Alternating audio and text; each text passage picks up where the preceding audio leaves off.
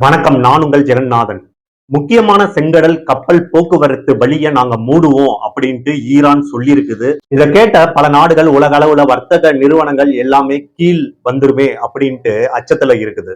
Iran ஏற்கனவே என்ன செஞ்சிருக்குதுன்னா, Hormuz நீரிணைய மூடி இருக்கிற நிலையில பாரசீக வளைகுடாவுல இருக்கிற கடல் போக்குவரத்தையும் முடக்கி இருக்குது. இந்த நிலையில ஏடன் வளைகுடாவுக்கும் செங்கடலுக்கும் நடுவுல இருக்கிற சுயஸ் கால்வாய் பக்கத்துல இருக்கிற பாப் அப் மண்டேப் அப்படின்ற நீர் வழியா செல்ற எல்லா போக்குவரத்தையும் நாங்க தடுப்போம் அப்படின்ட்டு ஈரான் மேலும் அச்சுறுத்தி இருக்குது. அமெரிக்கா படைகளை தரை வழியா இறக்குனா நாங்க இரண்டாவது முன்னணியை திறப்போம் அப்படின்ட்டு ஈரான் பதில் சொல்லி இருக்குது. பேபையா நீரிணையில பாப் அப் நீரிணையும் ஒன்று அப்படின்ட்டு கருதப்படுது. அந்த நீரிணையை மூடுறதுக்கு ஈரானுக்கு எந்தவித அச்சமும் இருக்காது, கேரண்டி மூடிடுவாங்க. பாப்பல் மண்டேப் நீரிணை செங்கடல் அரேபியன் நீருக்கு பக்கத்துல ஏமனுக்கும் ஆப்பிரிக்கா பகுதியில இருக்கிற ஜிபூட்டி மற்றும் எரித்தாரியா அங்க இருக்கிற இடையில அமைஞ்சிருக்குது. இந்திய பெருங்கடல் ஏடன் வளைகுடாவுல இருந்து வர கப்பல் சுயஸ் நீரிணைய அடையறதுக்கு இந்த வழியா தான் போகணும். 115 கிலோமீட்டர் நீளமும் 36 கிலோமீட்டர் அகலமும் கொண்ட இந்த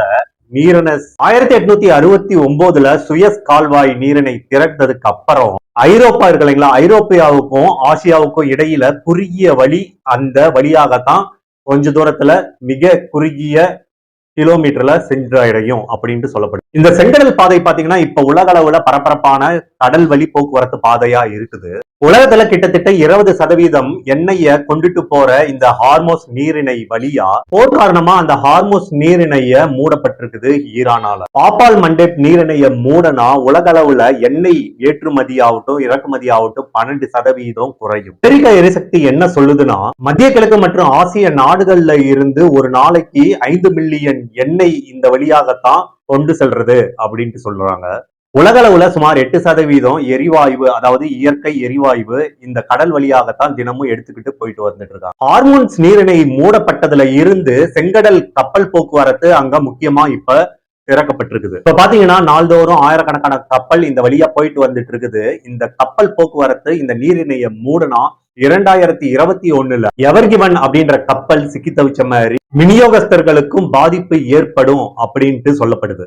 பாப்பால் மண்டேல் நீரிணை இருக்கு இல்லைங்களா, அந்த நீரிணை மேல எந்த ஒரு தாக்குதலும் ஏமன்ல இருக்கிற ஈரான் ஆதரவு பெற்ற எந்த ஒரு குழுவும் இதுவரைக்கும் எந்த ஒரு செயலும் செஞ்சதில்லை.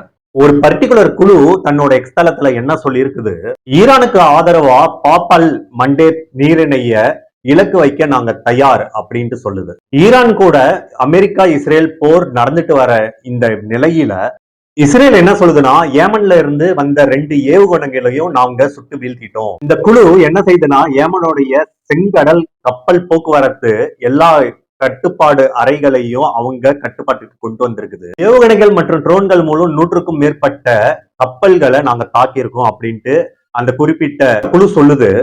அந்த குழு என்ன சொல்லுதுன்னா, இஸ்ரேல் கூட தொடர்பு வச்சுட்டு இருக்கிற கப்பல்களை மட்டும்தான் நாங்க குறி வச்சு தாக்குவோம், மீதி எந்த கப்பலையும் நாங்க தாக்க மாட்டோம். தொடர்ந்து உலகத்துல இருக்கிற மிகப்பெரிய கப்பல் நிறுவனமாகட்டும் எண்ணெய் நிறுவனமாகட்டும் என்ன சொல்லுது, இனிமேல் அந்த வழியாக நாங்கள் எந்த ஒரு போக்குவரத்தையும் செய்ய மாட்டோம் அப்படின்னு சொல்லுது.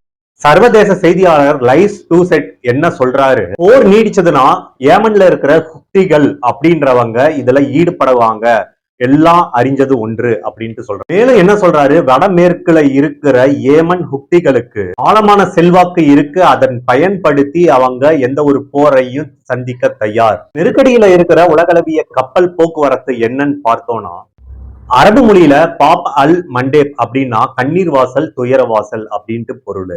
இந்த பொருள் பாத்தீங்கன்னா வலுவான நீரோட்டங்கள், அது மட்டும் இல்லாம கணிக்க முடியாத காற்றுல இருந்து கடல் அடிப்பகுதி வரைக்கும் எதுவுமே கணிக்க முடியாது அப்படி. 2008 மற்றும் 2012 இந்த இடைப்பட்ட காலங்கள்ல பாப்பப் மண்டேல் நீரிணை மற்றும் அதை சுற்றியுள்ள நீரிணை எல்லாமே கடற்கொள்ளைகள் சம்பவம் நடந்திருக்குது. இந்த சம்பவத்தை தொடர்ந்து அங்க இருக்கிற நிறுவனங்கள், கப்பல் நிறுவனங்கள் எல்லாமே அங்க பாதுகாப்பு பலம் படுத்தினது. வழித்தடத்தை மூடுனா ஹார்மோஸ் நீரிணைக்கு வரும் கப்பல் சுத்தி வரும், பல கிலோமீட்டர்கள் சுத்தி வரும் நிலை இருக்கிறதுனால அந்த வழியை பயன்படுத்தினாங்க பாதுகாப்பு போட்டு. கூட இடத்துல கப்பல் போக்குவரத்து இடையூறு ஏற்பட்டதுனால நெருக்கடியில பேரல் சுமார் $75 மேல போயிட்டு இருந்த நிலையில இப்ப $115 மேல் போயிட்டு இருக்குது. இதனால பாத்தீங்கன்னா உலக அளவுல பெரும் தாக்கத்தை ஏற்படுத்தி இருக்குது. இன்னொரு கடல் வழியில ஏற்பட்ட இடையூறு காரணமா பொருளாதார தாக்கத்தையும் ஏற்படுத்தியிருக்கு அப்படின்ட்டு சொல்லலாம்.